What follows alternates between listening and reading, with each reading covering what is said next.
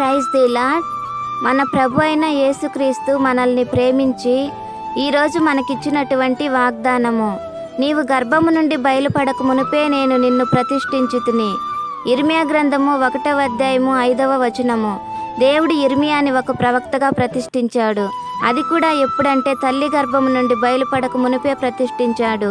అలా దేవుడు కొంతమందిని ప్రవక్తలుగా, సువార్తికులుగా, బోధకులుగా అనేక రకాలుగా ప్రతిష్ఠించాడు.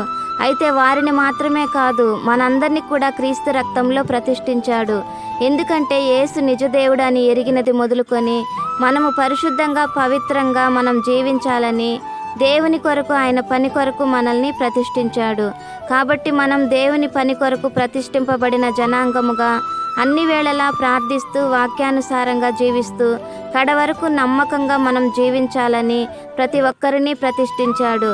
దేవుని నామాన్ని ప్రకటించడానికి, గణపరచడానికి, ఆయన చిత్తాన్ని నెరవేర్చడానికి నిన్ను నన్ను పుట్టించాడు.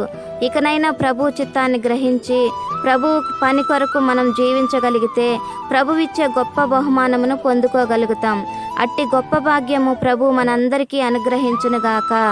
ఆమెన్.